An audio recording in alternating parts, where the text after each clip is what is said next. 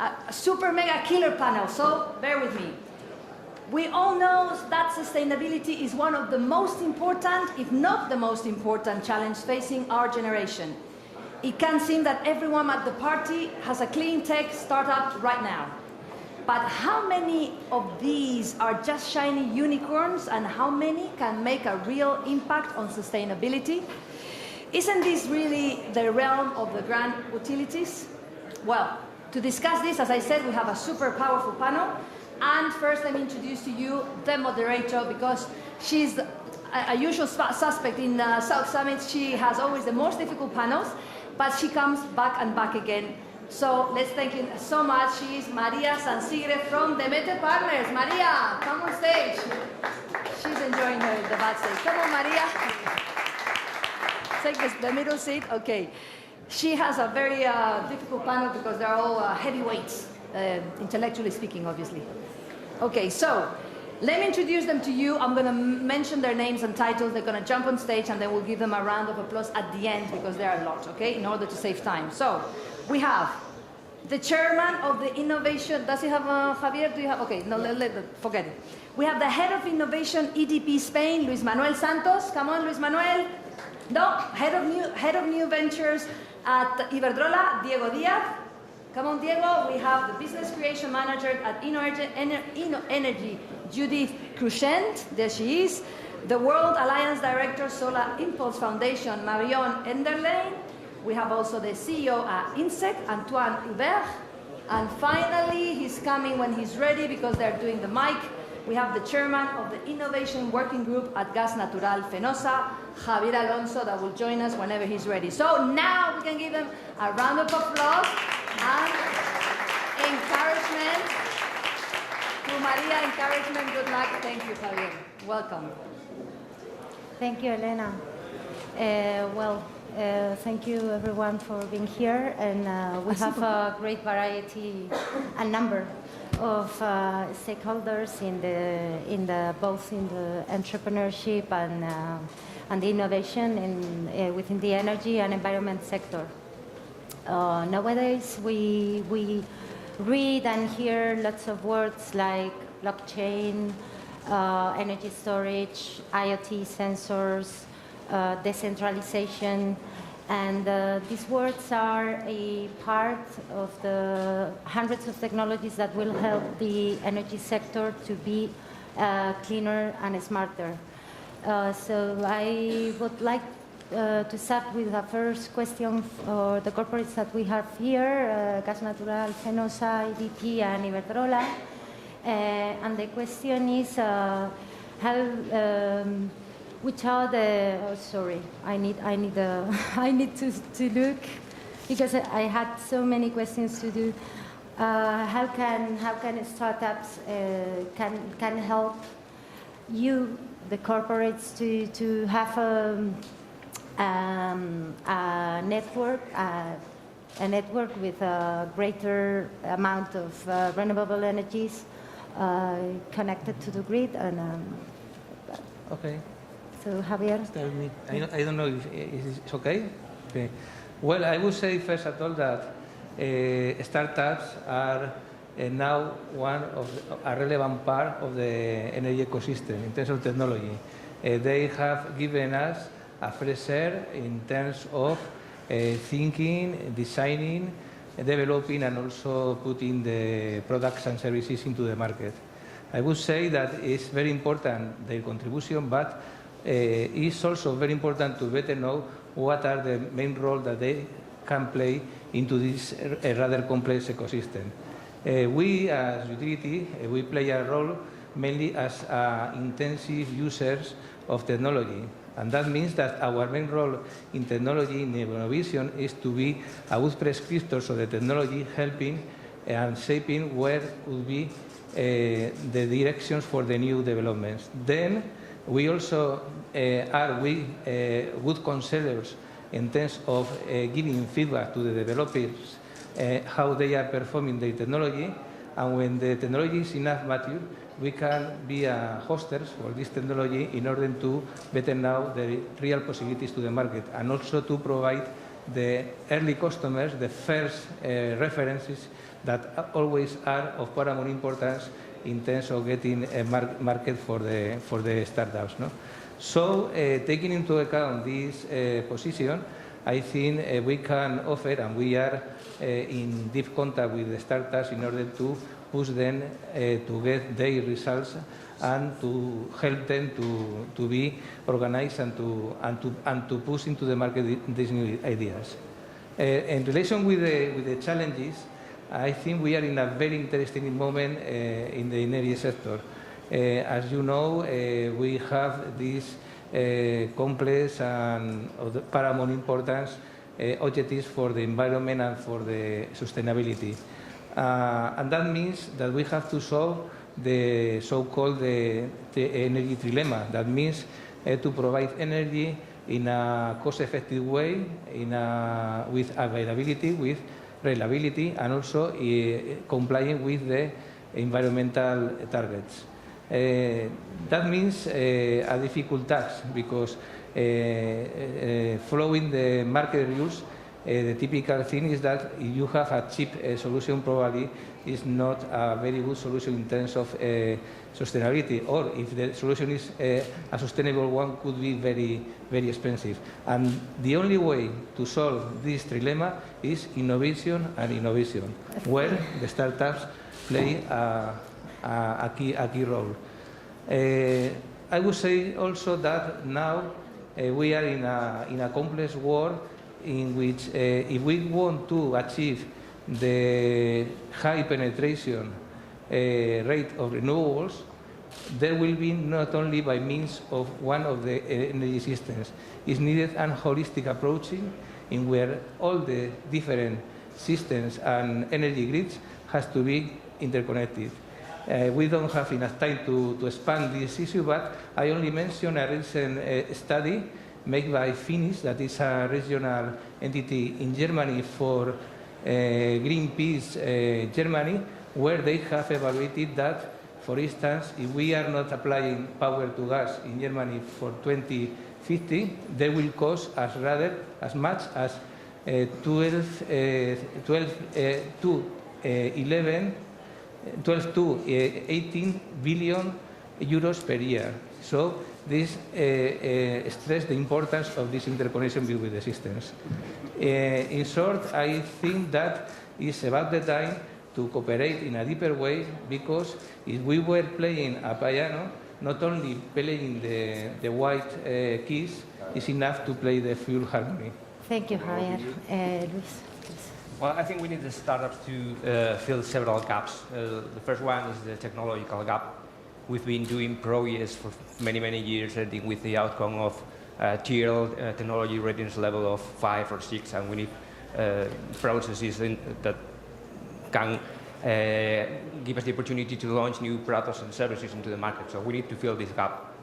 After this gap, we need to fill the gap of the skills. We need people who learn to code on Bitcoin, blockchain, and IoT devices. So I think people in traditional companies have been hired for a different set of skills.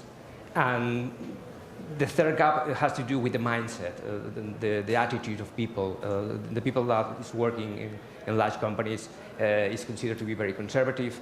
So we need people with a more aggressive mindset that can launch products quicker into the market and using these lean startup technologies and agile programming. And finally, with people, you need to create teams and to create processes. And it's quite difficult for these old traditional companies to reorganize, because there are many, many issues with politics and all the competences that you are taking away from one place to another. So a small startup company with young people, new skills, and a new mindset could deliver very, very fast the products and services that we need. So there are basically these 4 gaps that we think that we need to fill. Okay, thank you. Let's listen to Diego. Sure, thanks. Thank you. I agree with most of the stuff you've been saying, guys, particularly with the gap analysis that you were doing, Luis Manuel. I think let me, because I don't want to review the whole thing again. So let me come back to specific examples, right? Because from the energy sector, we tend to believe that this is a very complex sector, and indeed it is, with many, many players, and everything needs to work, and you need to switch on the lights, and we used to say that, right? And as if it were magic, and obviously it's not. But however, it's a sector that is already changing. So if we come back 10 years ago, and the way people used to think about renewable energy, for instance, no one would believe that renewable energy would be competitive in 10 years. I mean, this was the typical example, if we all have read like Clayton Christensen and these guys talking about subproducts that then take a niche market, a beachhead, and they start developing for whatever reason, and then try to be a mass product. That's the typical example with wind and solar, right? So indeed, this is a complex sector, but we are already starting to see new entrants disrupting parts of the value chain. So that's like the first message. I mean, everybody's talking about blockchain, and everybody's talking about IoT, and that is good, right? But if you look back, startups from 5 to 10 years ago, particularly solar companies in Germany, afterwards in China, I mean, these guys are disrupting partially the generation business. So that's just to give an idea of, yeah, this can happen, even in a sector like ours, right? Then there are other ways in the value chain that maybe will take a bit longer. So just going just to 1 or 3 examples in every area in the value chain based on the investments that we've been doing and of the companies that we've been looking at. In generation, I think we've seen many companies trying to, this wind and solar particularly is going down in cost so quickly, and it's very difficult to get in front of the train. So we see a lot of digitization and trying to improve amounts of renewable energy in the system, and probably Judith will be talking about that based on the startups that they are working with. So that's an area that is definitely of interest. If we move on to networks, we start talking about IoT guys, and if we move on to wholesale markets, then we see a lot of companies trying to apply blockchain to different things of the value chain, not only energy, but also renewable credit transactions and this type of stuff. So we see a lot of innovation in there. And then if we move to the customers, then the fun begins, right? And we see a lot of the B2C companies getting pieces of the pie in the energy, or trying to get pieces of the pie in the energy. Generally B2B. Yeah, and no, B2C companies will be there. Yeah. Like companies that have already access to the consumer will try and cross-sell energy products as well. And we are starting to see that.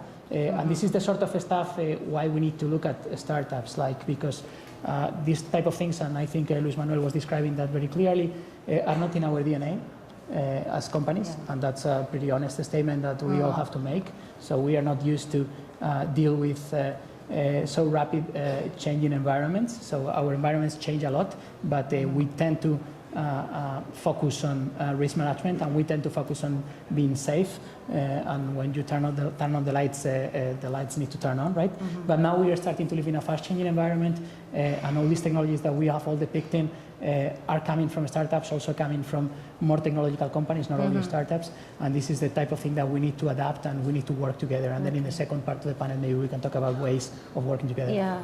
Marian, within the World Alliance of Efficient Solutions, you seek for new products from startups and corporates. And can you tell us about the initiative and the types of collaborations? And yes, no, I have the privilege here. I'm neither a corporate nor a startup, so I actually represent a dream. I'm from the Solar Impulse Foundation, so I work with Bertrand Picard, who 1 year ago, a little more over a year ago, crossed the Atlantic in a solar plane, flying to Sevilla, and then went all the way to Abu Dhabi. And so he realized that a lot of solutions exist to be more efficient, to be cleaner, and to be profitable. So I think that's the real change that has happened in the last couple of years, that all these technologies, they're becoming really profitable, and this is why big companies are starting to get interested in these solutions. So our objective within the Alliance is to identify solutions that exist within startups, but also within big corporates, and to push them and to promote them and to make them visible and to talk about them, and to also bridge the gap between these solutions and policymakers. So Bertrand has an enormous network, and he's committed his next couple of years to promoting these solutions and to take them to see governments all around the world and to tell them, look, be more ambitious with your targets, because a lot of it goes through corporate innovation and trying to bridge the gap between what's happening outside and what you're doing inside. But a lot also has to be encouraged by policymakers, by legislation, and positively. I'm not saying this to legislation is often associated to preventing things from happen, but if you do it in a good way, you can actually push certain new technologies. So what we're seeing in China is enormous, right? I mean, they're moving at a pace where Europe was only dreaming. So I think it's important to also have a global approach and to make sure that, I mean, this is a fantastic spot because it brings together all these people to talk about innovation and to identify them. But it's happening all year round, and so our objective is to kind of be the vivier, you would say in French. I'm not even French, but anyway, the kind of hub or platform where you can look for solutions. So we expertise them. We have experts, external ones that help us make sure that the solutions are actually good solutions. And so companies and governments and cities and communities, they come to our website and they can say, okay, well, I'm trying to build a new school. So what kind of solutions can I integrate to make it a carbon neutral building or even a carbon positive building? So yeah. It's really trying to make it more visible and to be a catalyst in that dynamic for innovation. Thank you, Marion. Judith, what do you think about how startups will help in the digitalization of the energy sector, and what is the role of accelerators and investors supporting them? Well, first, the digitalization is a very broad concept, so we can see different business models there, like, for example, better access to energy to remote areas, electrification of transport. We can see also the clean energy transition also. So the use of more renewable energy also requires digitalized energy because it requires more sensors, it requires more real data, it requires real information at the time. So we also have, for instance, the customers. So how the customers are changing their mind, and now they are not only in the energy but also in all the industry. The customer is more focused on wanting to be more close to the industry, so more connected. So this is changing how the industry will work and it is working with the customers, and also change how utilities need to direct to customers. And all of these in the end are new business models that are appearing and that are appearing very, very quick, and it's changing the paradigm. So I think that startups have a key role in proposing innovative solutions. So they are the ones that can innovate quickly and that can fit the market with solutions to overcome the challenges and to cover the market needs. So I think that this is the key role of startups in all of the digitalization. And for investors, and accelerators, so I think that it's key because the accelerators try to invest in very early stage when there's they don't have cells, they just even have a prototype science. So this investment is really important to bring the solutions into the market and to make them real and then the companies can incorporate it. So the role of investors is key in that, and the accelerators. So we've seen now, I'm really happy to hear the utilities, big companies saying that they want to incorporate startups and that they have realized about the importance of that, because while in energy, the company that I work is, I think that we have a relevant role in the European energy sector in bringing together so startups, research centers, and also industry partners. And I'm really happy to see that this is becoming real, because we've been working for the last 6 years. So one of the things that we do, a lot of things, but one of the things that we do is we have an acceleration program for startups where we invest some money, and we help them to bring the solutions into the market, and we try to connect with industry. So it's very business and sales focused, and also we have smart money, what we say. So we have also our investment fund where we co-invest with other private investors, like the Demeter, for example. So when we can co-invest from pre-sales to until the growth phases. And now we're seeing another challenge, that is not only how we can incorporate the startups into the big corporation, but also how once they are inside and they have tested the technologies inside, how we help them to scale up, because then they try, I don't know, they have like a very small pilot, but then they need to scale up to all the company, and then the scale up is very complicated and needs a lot of money, and this is one of the main challenges that we're reaching now. So where we found this large amount of money to really scale up the projects. And yeah, that's thank you. Yeah, scale up in the digital platforms for the energy sector is very important, and not works we are quite all the time. Well, Antoine, given the particularities of a startup like Insect, that your business is based in producing insects for different market segments, which kind of technologies do you foresee to implement within your production to improve your operation in the meantime? Yeah, but first, why insect and why sustainability in environment? Basically, we farm insects and process them into a powder, and we sell it to animal feed. So basically, feeding fish, salmon, or the shrimps you find in the Spanish paella, for instance. That's the kind of target we aim. While this is in the sustainability field, 1/3 of the greenhouse gas emissions are for agriculture. In agriculture, it's mainly livestock, and in livestock, 50 to 80% of the environmental and economical impacts are the feed we give to animals.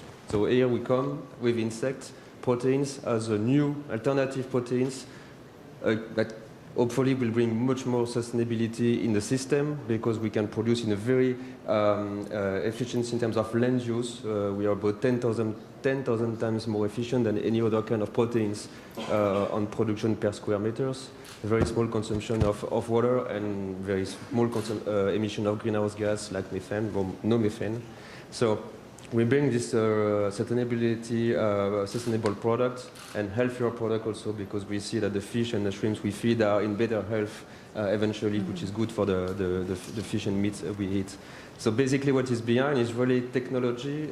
As it's on a very small piece of land, we have developed robotics and vertical farming. So it's a pure closed system where you have the insect grown in different batch and robots doing all operations. So it's very, very automated. And what we are working today to optimize our process and to be even more sustainable is to embedded sensors in the farm on all the life stage of the insect, from the eggs to the small larvae we process eventually into a powder. And then we started to gather a lot and millions of data every day. And our ambitions today is to do something even more efficient of this data for two reasons. One is to improve even more efficiency, and the second is to reduce the risk. So our ambition is to add more AI layer now, with artificial intelligence, machine learning, to detect pattern. For instance, that will change maybe the robot operations, that will eventually maybe change the feeding way we do, or the frequency of feeding that will eventually give few % of yield, and then even more sustainable stuff. And the risk reduction part is to detect patterns, for instance, so on equipment failure, we don't want an equipment to fail and stop and for a few days and the time to repair it. So it's this kind of predictive maintenance we are developing. And the other part is the health of insects. Basically, we don't want our insect to be sick with diseases. So the good point, we have selected one species, a small beetle, which has never experienced any diseases, but we never know. So we are developing biological model in our lab, inoculating deliberately diseases and see the reaction, and then plug this biological model in the system and to be able to detect if this pattern is coming, and then just like do something with this small part that is a sign of a future disease to avoid the spread of it and to avoid any big failure, big loss of production. So that's the two areas we are working. So kind of IoT following all the production with a lot of sensors and chips, and now adding some AI layers for more efficient and sustainable production. Thank you, Anton. Well, we have some minutes left, and I would like to make a last question to everyone. I think we have about 1.5 minutes per person, so I would like to hear from you, from each one, an example of a successful collaboration between a corporate and a startup. So we can, please, start if you want. Give you 3 examples in 1 minute. Okay. We have three startups in our booth in the marketplace. Okay. Sentimer Technologies, TRC, and Rated Power. They do different things, but basically they all help us to reduce cost. This doesn't mean that we are only focused on cost reduction, because we think that the startups can be very disruptive. But in this particular occasion, we have brought here 3 examples of 3 startups that help us to reduce costs in different areas of our businesses. Okay. Javier? Yeah, okay. Well, I will give you also three success cases. No? First, we have a dealing with the Energy, which is a startup that is trying to develop in a mini generator based on a principle of of piezoelectric principle, and then we are working with them. The second example is Rate Basis, which was one of the startups that was previously in this room, no? And of course, it's very interesting to know how to complete the whole process of engineering and permitting for the PV and trying to optimize this important part of the plans, no? And the third one could be Mocha, which is another startup which we are now working in order to provide our clients with more managing in terms of the information from the mobile phones, etc., in order to see what are the value for their clients. Okay. So, okay, thank you. Yeah, 1 minute and a half, right? Yeah, we have 1 minute and a half, because I would like to have everyone speaking. speaking. I'm talking about the specific examples. We have some great examples here. Let me just talk, depending on who's in the audience, we have like 3 major ways of collaborating with the startups. Let me just depict them in 1 minute. So the first thing you need to think about as a corporate when you want to work with a startup, yes, startups are cool and corporates are evil, right? So how can we work together, right? So the first thing is, what do you want? What objectives do you want to achieve? So we have like 3 objectives and then 3 different programs. So first, we want to have the skills that we don't have, like Luis Manuel was saying. And for that, we have our Iberdrola Young Entrepreneurs program. This is not about finding specific startups in energy. This is about actually giving people the instruments to actually be good entrepreneurs in our sector. And this is in collaboration with top-notch universities. Then once these guys get together and set up their own startups, rather than having our own acceleration program, because honestly we don't have the skills to manage that, we partner with key accelerators in the world. In Europe, we partner with Energy. In the US, we have some other partners, and this is for actually understanding what's going on in the sector. This is about detecting trends. This is our goal in this type of partnership.